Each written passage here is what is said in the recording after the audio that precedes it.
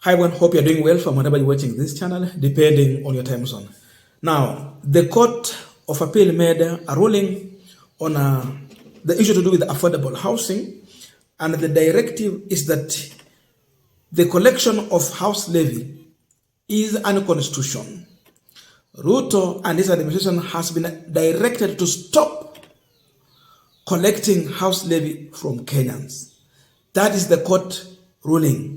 With this, we are seeing William Ruto, who is so much determined, and in one of his statement in reaction to this, he said that he has the mandate of the majority of people of Kenya who want him to fulfill his manifesto, and therefore he will not listen to the court, but he will listen to the people. Look at that. With all this, now we are seeing religious leaders, Christian and Muslim, Hindus even they are there, and the Buddhists, coming out to call out William Ruto and warn him. We have seen the church leaders and the mosque leaders, I mean Christian and Muslim, gathering together at Ufungamano House and issuing a joint statement warning this regime. According to them, which is very right, and they put it so rightful, that the structure and the manifesto of political parties are not above the law and are subjected to determination by the courts whenever parties' petition are presented. Sababu ile kitu Ruto alisema ni kwamba amepewa mamlaka na wananchi walio wengi kupitia kwa kura nyingi.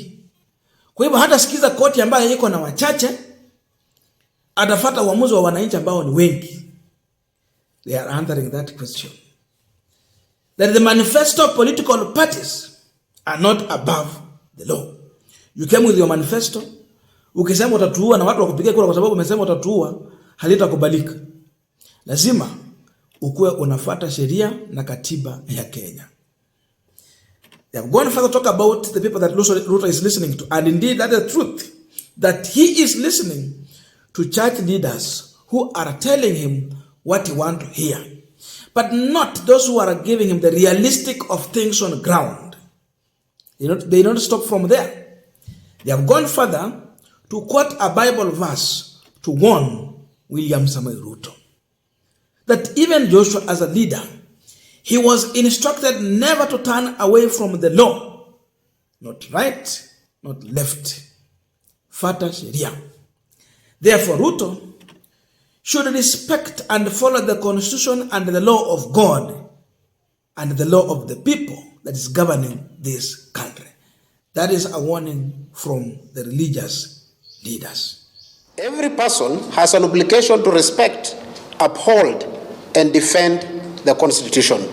The structures and manifestos of political parties are not above the law and are subject to determination by the courts whenever petitions are presented. Mambo ya housing levy, maadamu serikali koti zimepinga, ingekuwa vizuri wachana nayo. Wakenya saizi hawana shida ya nyumba, wana shida ya chakula matumbo yao, ndio inawasumbua zaidi. Wakenya wanashindwa vile watapeleka watoto shule. Ungeangalia hizi shida, na kama utawasaidia usiwachukulie tax zao. Watu wanalia. Unajua kuna maswali nyingi sana ambayo hatuwezi kujibu.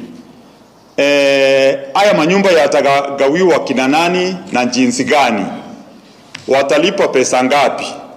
Watalipa kwa muda gani?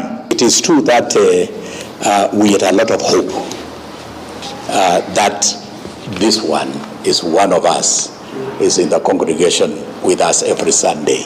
He will listen.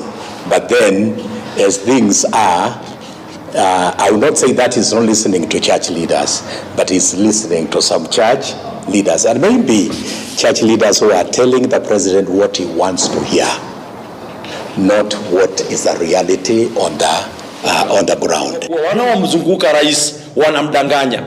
Huende kawa rais Ruto ndio rais peke yake Kenya, hata Moi kuwa kama yeye, hata Uhuru kuwa kama yeye, hata Kibaki kuwa kama yeye. Huenda kawa wanaomzunguka wote ni warongo na matapeli. The book of Joshua chapter 1 and verse 8. Joshua was instructed never to turn away from the law, to the right or to the left. That way, the people of God will get good success.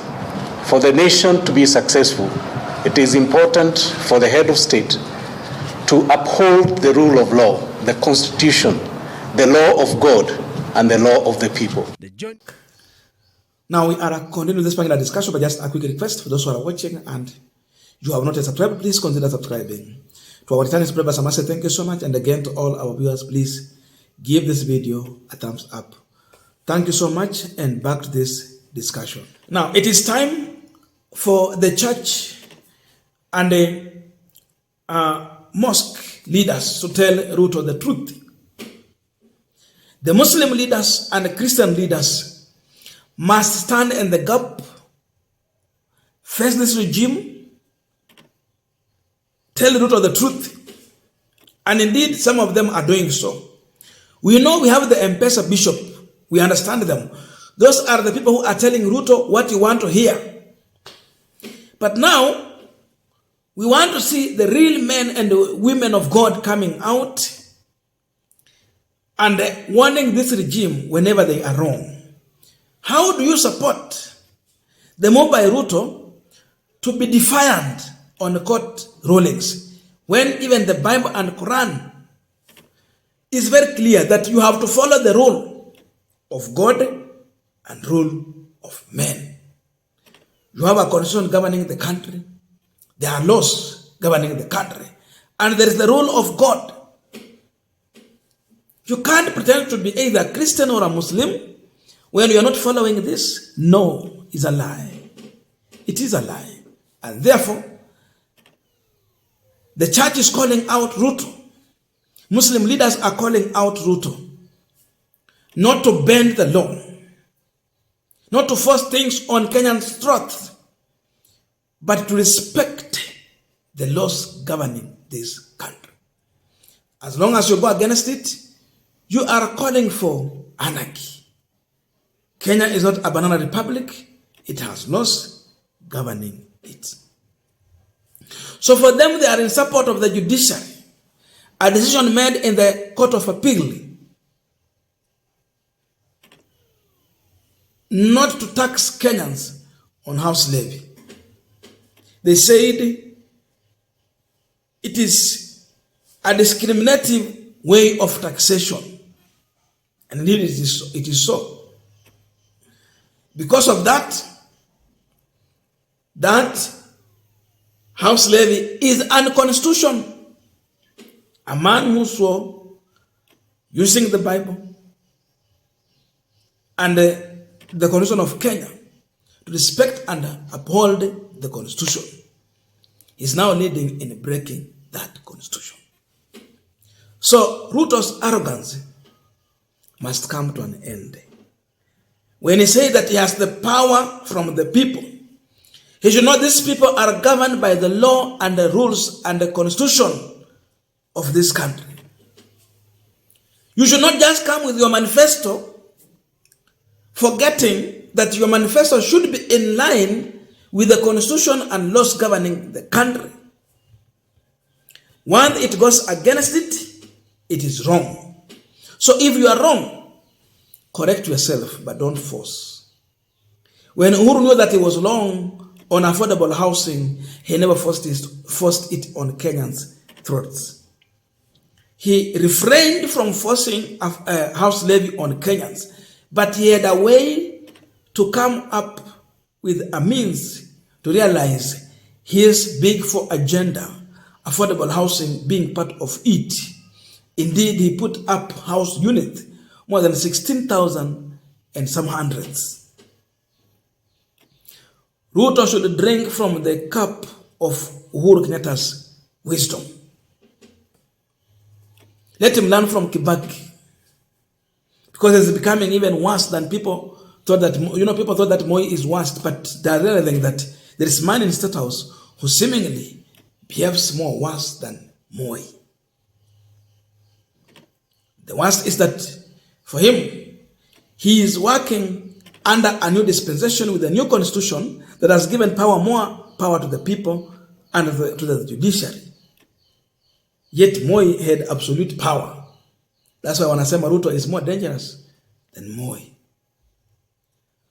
So it is time for religious leaders to speak truth to power. Because these are the people who are staying na watu huku chini. Kienda kwa mosque kuna tajiri, kuna maskini na kuna wehai wote. Vile vile kwa kanisa mambo ni hivyo. So the church should come out and speak truth to power, so that the few M-Pesa bishops who are misleading Ruto can be called out, can be ashamed, can be embarrassed when the reality and truth is out. Wakinyamaza, it means you are silently supporting Ruto. So better come out and speak your mind, speak truth to power, warn them when they are wrong. So Ruto amebaki na nani? Kila Mkenya amemkataa. Wale wa kutoza ushuru wamekataa, wale wenye hawatoza ushuru wanakataa, makanisa imekataa, misikiti imekataa. Sasa tu koti zimemkataa. Now he's still forcing this. He is becoming unpopular. Next thing that the church should do is to do away with such kind of a leader when it comes to any other election. The man who does not respect the constitution of Kenya, the man who does not respect the law of God, the man who does not respect the law governing the country should never be a leader. And that is the Bible. There is a man of God who quoted Joshua 1:18, chapter 1 verse 8. He's very clear that Joshua was instructed never to turn against or away from the law, neither to the right or to the left. Asimame na ukweli. Haya yalikuwa ni maandiko. Sasa kanisa lijiulize, kama siku nyingine mtakuwa na nafasi ya kupiga kura, na wewe mwenyewe umejua kuna mtu ambaye ako na kiburi cha kuvunja sheria, na bado unampigia kura, unawaza kwa pua ama nini na kusumbua? Ama wewe ni mgonjwa wa mawazo? I don't know your views, but let us be in the comment section to continue with this discussion. Thank you so much and see you in our next video.